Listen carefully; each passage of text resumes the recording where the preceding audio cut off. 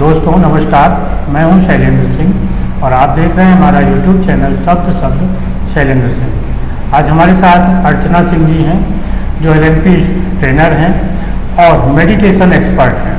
तो हम जानेंगे कि NLP हमारे जीवन को कैसे सक्सेस बनाती है, क्या उसके लाभ हैं। अर्चना जी, बहुत बहुत आपका स्वागत है। NLP के बारे में थोड़ा सा बताइए दर्शकों को कि क्या होता है और कैसे हमारी लाइफ को ये सक्सेस करता है।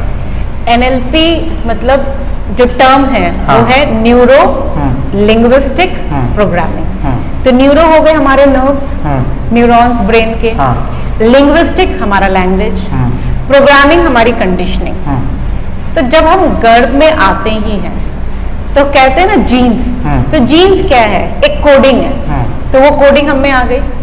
फिर हमारा वातावरण है, वहां रोज हो रहा है, वो हमारे दिमाग में रिकॉर्डिंग हो रही है। तो इससे हमारा मस्तिष्क का न्यूरॉन्स बनता है। अब जैसे हमारे न्यूरॉन्स बन गए, हम वैसे दुनिया देखने लगते हैं। अच्छा।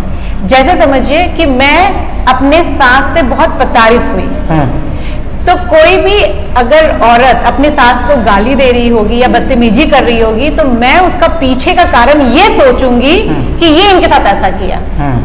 या फिर कोई मर्द जिसकी वाइफ जो है वो बहुत ज्यादा परेशान करती है या उसने शादी की एल्यूमिनी के लिए सिर्फ, और वो इंसान जब किसी औरत को रोते हुए देखेगा और वो बोलेगा कि मेरा पति मेरे को पैसा नहीं देता है, मेरे को छोड़ दिया, तो वो यही सोचेगा कि पैसा माइंडेड है। वो ये नहीं सोच सकता हो सकता उसका पति अच्छा नहीं है। तो वो कहने का मानना ये है कि कहते हैं ना, जला हुआ तो दूध भी झाग भी फूक के पीता है। तो हमारे साथ जो बीता होता है हम दुनिया को वैसे ही देखते हैं। तो मतलब जो दुनिया चल रही है ना, आप उसको देख रहे हैं ना हम उसको देख रहे हैं, हम अपने तरीके से उसको देख रहे हैं। तो कुछ भी फैक्ट नहीं है। तो इसको बदलना चाहिए। क्यों बदलना चाहिए? अगर आप खुश नहीं है, अगर आपके रिलेशनशिप अच्छे नहीं है, अगर आप सक्सेसफुल नहीं है, अगर आप में आत्मा में बल नहीं है, आप जी नहीं रहे हैं, मतलब कहते हैं ना लोग मेरे को कोई प्रॉब्लम नहीं है मेंटल हेल्थ, और तुरंत गुस्सा कर लेंगे। गुस्सा करना क्या है? एक नेचुरल कंडीशन नहीं है। डायबिटिक होना एक नेचुरल कंडीशन नहीं है, लेकिन हम हैं, तो इसका मतलब हमें ट्रीटमेंट चाहिए। तो NLP वहां मदद करता है। अच्छा, कुछ लोग अपनी समस्याएं लेके आपके पास आते होंगे। जी। किस तरीके की समस्याएं ज्यादा लेके आ रहे हैं? ज्यादातर तो मेरे पास जो 90% आते हैं वो या तो ये कि मेरे पास सब कुछ है पर पता नहीं मैं खुश क्यों नहीं हूँ, या रिलेशनशिप। और लोग सोचते होंगे कि औरतें बहुत आती हैं, लेकिन मैं कहूँ तो बहुत सारे मेंस हैं। मतलब औरतें तो आती ही हैं, लेकिन बहुत सारे मेंस हैं जिनको रियली स्ट्रेस लेवल उनका इतना है और उनके बारे में कोई बात नहीं करता। अच्छा, रिलेशनशिप में उनको क्या दिक्कत होती है? मेंस को रिलेशनशिप में अब ये फिर बहुत सारे अलग अलग एग्जाम्पल में अलग अलग है। खास करके दो चीज ये होती है जो मैंने देखा है। अब आप एक व्यक्ति है, मैं एक व्यक्ति हूँ। आप में एनर्जी बहुत हाई है, मेरे में एनर्जी बहुत कम है, तो आप आएंगे चल चलते हैं, आज घूमने चलते हैं, करते हैं, और मैं क्या बोलूंगी? नहीं, तो तुरंत आपको अच्छा नहीं लगेगा। ठीक है? या मैं जबरदस्ती बोलूंगी अच्छा ठीक है चलो अब आए हैं बोल रहे हैं तो चल लेते, मैं चल जाऊंगी लेकिन मैं खुशी नहीं, मैं अपने मन से नहीं गई, खुश से नहीं गई। तो एनर्जी लेवल अलग होती है। दूसरी होती है अपनी नीड्स। ठीक है? अब एक परिवार में 6-7 लोग हैं, 4-5 लोग हैं, मैं समझिए कि बहुत लव नीड्स है मेरी। ठीक है?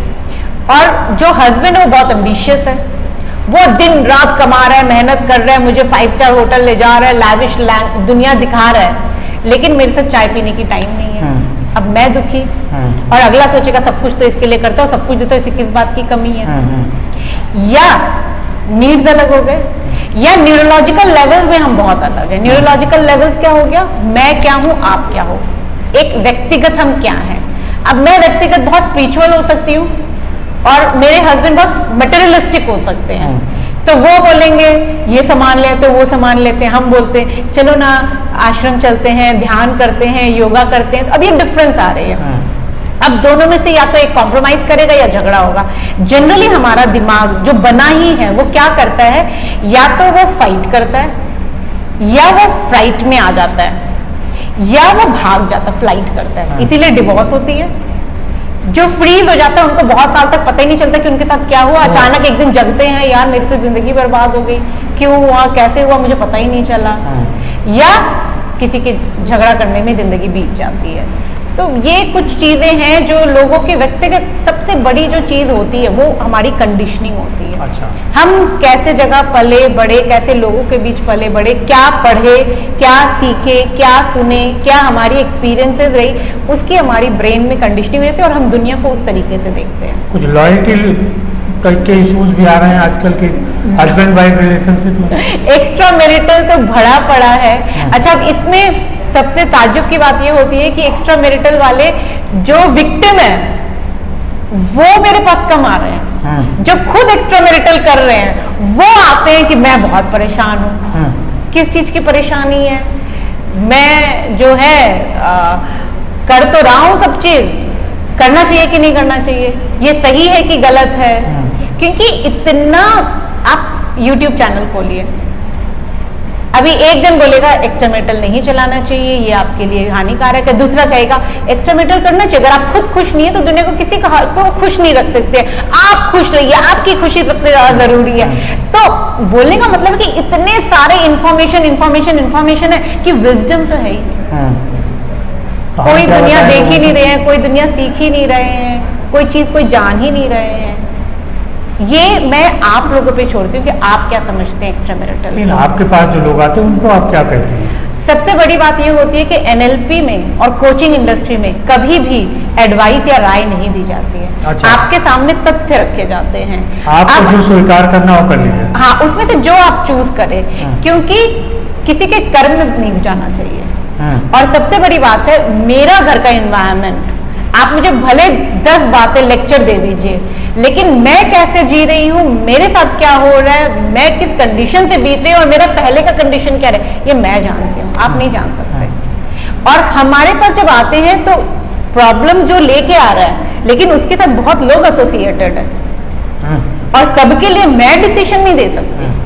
तो हमारा काम डिसीजन देना नहीं है, हमारा काम है आपका मेंटल को थोड़ा सा बैलेंस करना, आप चीजों को सही से देख पाएं, आप सही से चीजों का डिसीजन ले पाएं। डिसीजन आपको लेना है, हमारा सिर्फ काम है आपको ऐसे स्थिति में लाना जहां से आप एक सही तरीके से सोच सकते हैं, समझ सकते हैं और अपना निर्णय ले सकते हैं। आपको ऑप्शन देना, चॉइस देना है, हमारा काम डिसीजन देना नहीं है। तो आपका ये जो ऑफिस है जी, उसके बारे में थोड़ा बताइए कि लोग कैसे संपर्क करें आपसे, किन किन चीजों के लिए कर सकते हैं? हमारे यहाँ पे योगा फ्री है, हमारे यहाँ मेडिटेशन फ्री है, हमारे यहाँ पब्लिक स्पीकिंग है, communication skills, personality development and NLP। NLP is a must for everybody, क्योंकि वो मेरे लाइफ में बहुत काम किया है। ध्यान हर किसी को सीखना चाहिए।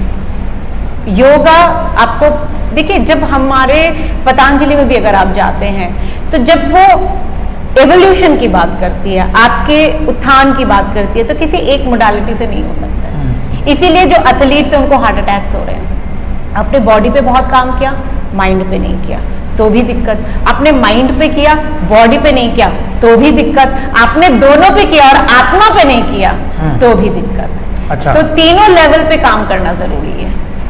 कुछ आप अपने बारे में बताइए, आपको भी कुछ कठिनाइयों का सामना करना पड़ा, क्या स्टोरी आपकी रही? एक्चुअली मेरी मम्मी जो है मेरे पैदा होने से पहले उनके एक न्यूरॉन्स सूख गए थे। अच्छा। तो वो बहुत एक नॉर्मल जो लाइफ होती है बच्चों की, वो नॉर्मल लाइफ हमने नहीं जी। मेरी दीदी मेरे लिए मम्मी है और वही सब कुछ करती थी।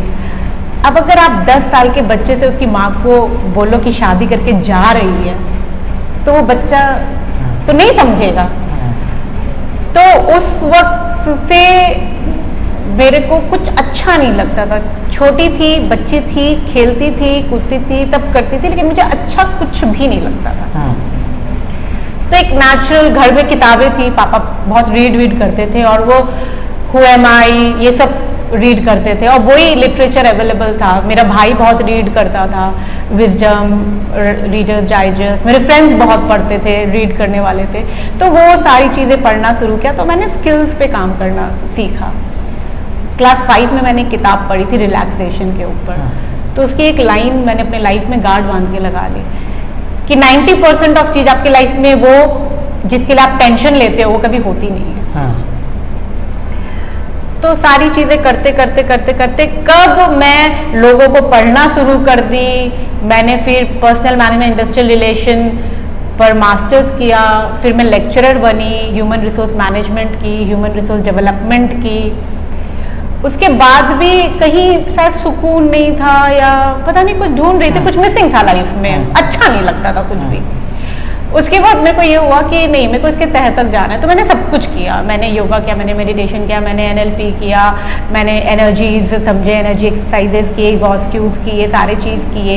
मैंने लेक्चरशिप छोड़ के स्टूडेंट्स के पास गई क्योंकि मैं समझना चाहती थी चीज़ों को।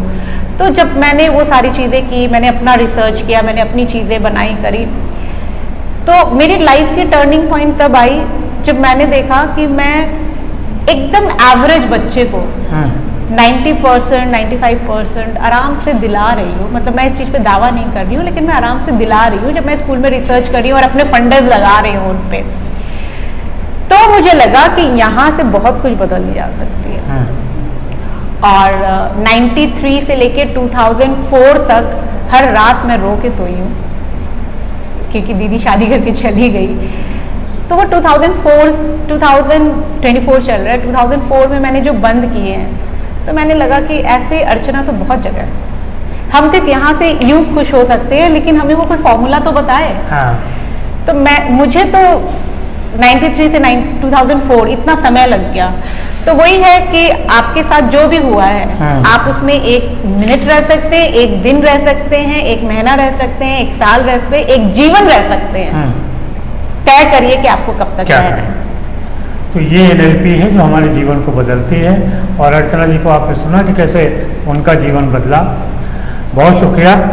हम फिर आपसे मिलते रहेंगे और कुछ नई समस्याओं पर बातचीत करते रहेंगे। धन्यवाद, शुक्रिया। Thank you.